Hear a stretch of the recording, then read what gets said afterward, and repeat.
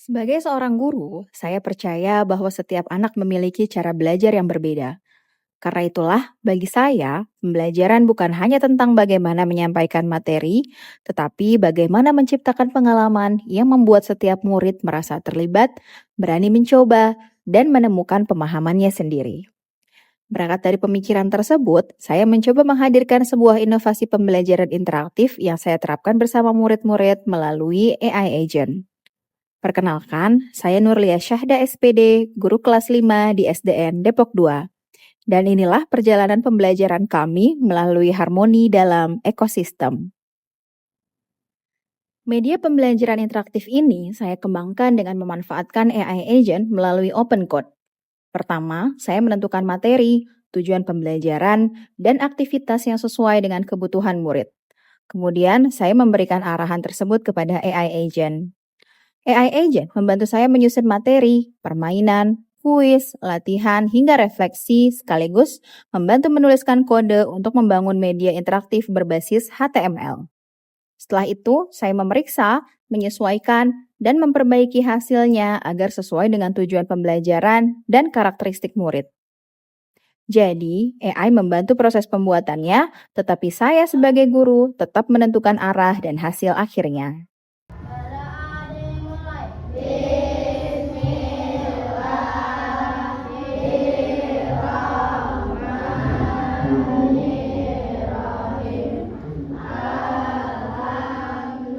Pembelajaran kami awali dengan doa sebagai bagian dari pembiasaan agar siswa memulai kegiatan dengan kesadaran dan kesiapan untuk belajar.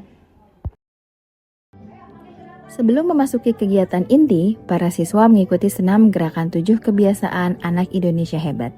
Aktivitas ini membantu untuk membangun suasana belajar yang aktif dan menyenangkan. Indonesia hebat, bangun tidur pagi, beribadah, berolahraga. Hewan apa aja? Kerbau, kepiting, terus telur, terus apa? Anggang-anggang apa ya? Hewan kayak serangga, makanya dia tuh sukanya berenang gini.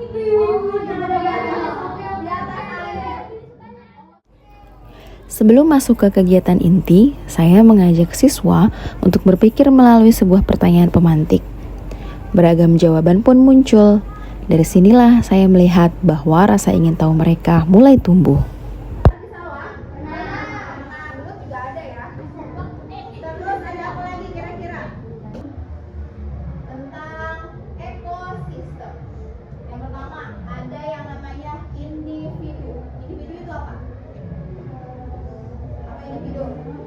Diri sendiri, ya kan?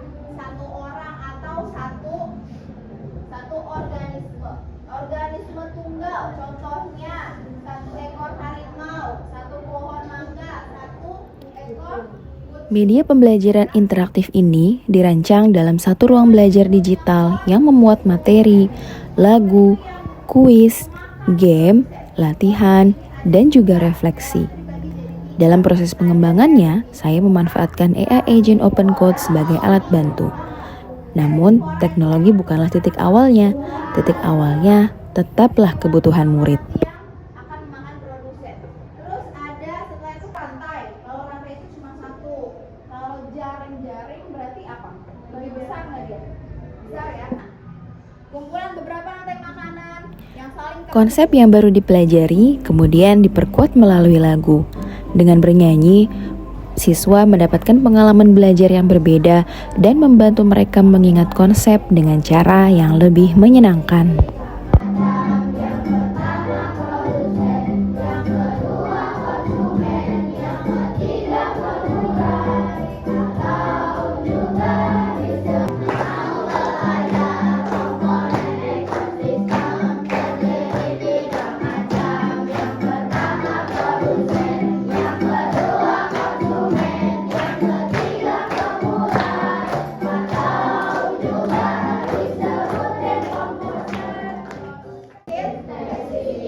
Produsen itu pasti tumbuh.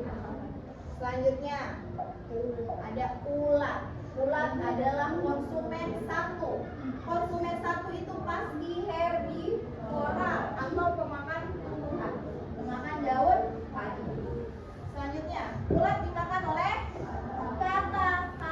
Pembelajaran kemudian berlanjut pada rantai makanan.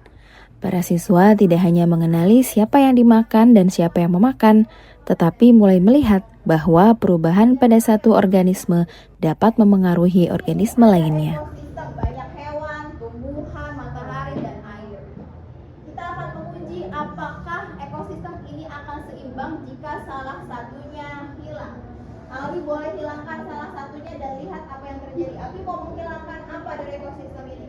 Oke, dekomposer dihilangkan. Apa yang terjadi jika dekomposer hilang? Akan terjadi apa? Ekosistem terancam. Kenapa? Baca Alwi. Gimana? Ini kejadian ya. Tahun 2024, harimau Sumatera terpaksa masuk ke pemukiman warga di Lampung Barat dan Aceh. Mari kita analisis kenapa hal ini terjadi. Setelah memahami hubungan antar komponen dalam ekosistem, para siswa diajak melihat sebuah permasalahan yang terjadi di kehidupan nyata. Dari kasus ini, para siswa belajar bahwa perubahan pada satu bagian ekosistem dapat memberikan dampak pada bagian lainnya. Para siswa tidak hanya belajar tentang ekosistem sebagai sebuah konsep, tetapi belajar melihat hubungan antara makhluk hidup, lingkungan, dan aktivitas manusia dalam kehidupan nyata. Silakan, siapa yang mau maju ke depan? Apa yang dimaksud dengan komponen biotik? A. Biotik itu berarti hidup atau tidak hidup? Oke, tepuk tangan. Lanjut, nomor 2. Siapa nomor 2 yang mau? Ayo Aira, maju.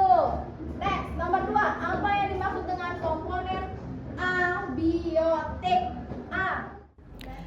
Setelah memahami materi, para siswa diberikan kesempatan untuk menguji pemahamannya melalui kuis interaktif.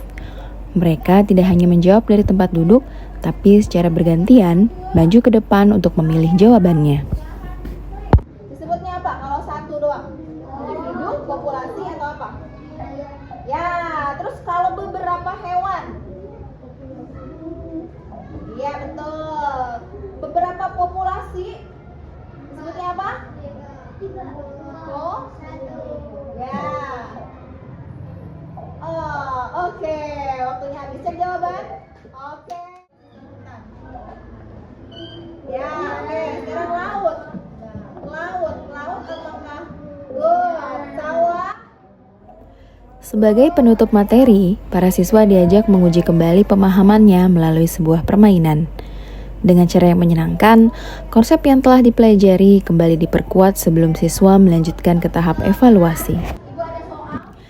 Setelah belajar melalui berbagai aktivitas, para siswa mengerjakan soal evaluasi secara individual. Tahap ini menjadi kesempatan bagi saya untuk melihat sejauh mana pengalaman belajar yang mereka lalui telah membantu pemahaman mereka. Soal disusun dengan tingkat berpikir yang beragam, mulai dari mengingat konsep hingga menganalisis permasalahan dalam ekosistem.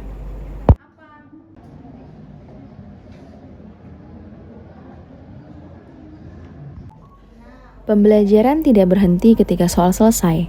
Saya ingin mengetahui bagaimana perasaan murid setelah mengikuti proses belajar. Karena bagi saya, pengalaman belajar murid sama pentingnya dengan hasil belajarnya.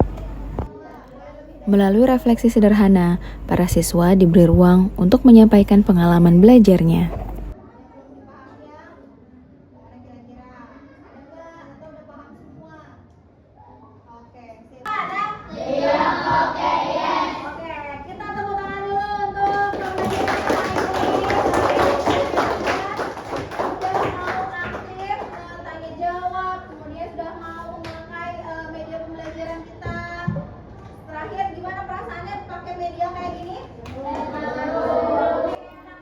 Hari ini saya kembali diingatkan bahwa pembelajaran yang baik bukan hanya tentang seberapa banyak materi yang berhasil saya sampaikan, tapi tentang seberapa banyak ruang yang berhasil saya berikan kepada siswa untuk belajar.